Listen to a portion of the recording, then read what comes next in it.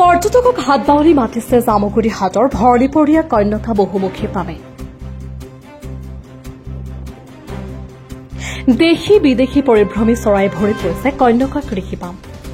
জামুগুৰি হাটৰ ভৰলিপৰীয়া কন্যকা বহুমুখী পামৰ পৰ্যটন ক্ষেত্ৰত এইবাৰ নতুনকৈ সংযোজন হৈছে দেশী বিদেশী পৰিভ্ৰমী পক্ষীৰ মুক্ত বিচৰণস্থলী হিচাপে।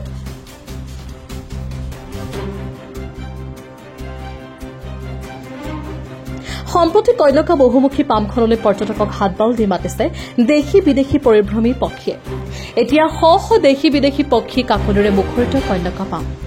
কৃষি পামখনৰ বৃহৎ বৃহৎ পুখুৰীত জলকেলিয়ে নহয়, ইয়াৰ শান্তশিষ্ট পৰিৱেশ তথা মুকলি আকাশত বিচৰণ কৰি আছেহি ৭ সাগৰ ১৩ নদী পাৰ হৈ বিভিন্ন প্ৰজাতিৰ পৰিভ্ৰমী পক্ষী।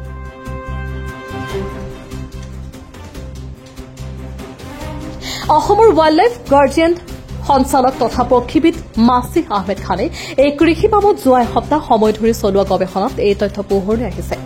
তেওঁৰ কেমেৰাৰ লেন্সত ধৰা দিছে swamp francolin, grey heron, grey headed fish eagle, Bengal bushlark, thick billed ৱাবলাৰ, চিকৰা পাইড হেৰিয়াৰ, ইণ্ডিয়ান স্পট বিল্ড ডাককে ধৰি বিভিন্ন প্ৰজাতিৰ দেশী বিদেশী পৰিভ্ৰমী চৰাই।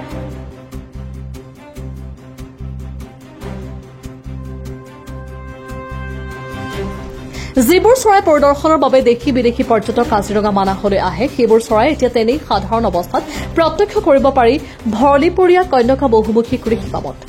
কেইবাখনো দেশৰ দুষ্প্ৰাপ্য চৰাই এতিয়া দেখা পোৱা যায় এই কন্যকা পামৰ বক্ষত। কন্যকা কৃষি পামত দৃষ্টিনন্দন পৰিৱেশ সৃষ্টি কৰা এই আদৰ্শী পক্ষীসমূহ মুক্ত বিচৰণৰ অধিক সা সুবিধা প্ৰদান কৰিবলৈকেও কন্যকা কৰ্তৃপক্ষৰ প্ৰতি আহ্বান পক্ষীবিদ মাছিহ আহমেদ খানৰ। প্ৰেম তিৱাৰীৰ report, Assam live. Actually wild life গাৰ্জেনৰ পৰা NGO যিটো সেইফালৰ পৰা আৰু প্লাছ এজন প্ৰকৃতি প্ৰেমী হিচাপে এই কন্যাকাত আজি আমাৰ ছাৰৰ নিৰ্দেশত, পদ্মহাজৰিকা ছাৰৰ নিৰ্দেশত আজি এসপ্তাহ ধৰি মই চৰাই পৰ্যবেক্ষণ কৰি আছোঁ। ইয়াত মই বহুত আপুৰুগীয়া চৰাই কিছুমান পাইছোঁ। আজি মই আহি থাকোঁতে সোৱাম্প ফ্ৰেংকলিন পালোঁ, যিটো নেকি চাবলৈ মানুহে কাজিৰঙাত যায়।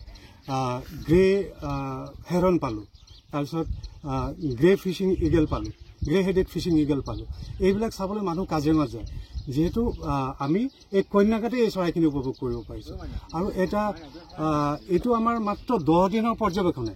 ইয়াত আৰু অহা আমি এবছৰ কৰিব লাগিব, কাৰণ এতিয়া ছামাৰ মাইগ্ৰেশ্যনৰ চৰাইখিনি পাইছোঁ আৰু উইণ্টাৰ মাইগ্ৰেশ্যনৰ চৰাইখিনি অলৰেডি গ'ল। তাৰে মই স্পট বিল ডাক 4টা পালোঁ, এতিয়াও যোৱা নাই। সিহঁত কিবা কাৰণত দেৰিকৈ যাব। এইবিলাক চাইবেৰিৰ পৰা আহে। তাৰপিছত ইয়াত আৰু উইণ্টাৰ মাইগ্ৰেশ্যনৰ কাৰণে মই ডিচেম্বৰত আকৌ কৰিম। ইয়াত মানে 4টা ঋতুত কণ্টিনিউ চৰাই পৰ্যবেক্ষণ কৰিলেহে কি কি চৰাই আছে। আৰু ইয়াত সাংঘাতিক চৰাই আছে, যিমানখিনি গ্ৰাছলেণ্ড আছে। আৰু মই এইটো এটা আন্তৰিকভাৱে ধন্যবাদ জনাম পদ্মহাজৰিকা ছাৰক, যে তেওঁৰ এই প্ৰচেষ্টাত ইমান ধুনীয়া এটা বস্তু আমাৰ ইয়াত গঢ় লৈ উঠিলে উত্তৰ জামুগুৰিত, যে মানে সেইটো যিহেতু এতিয়া মানুহ কাজিৰঙা নগ'লেও হ'ব।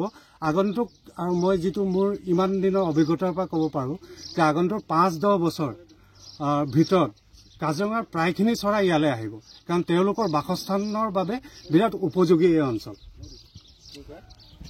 ধন্যবাদ।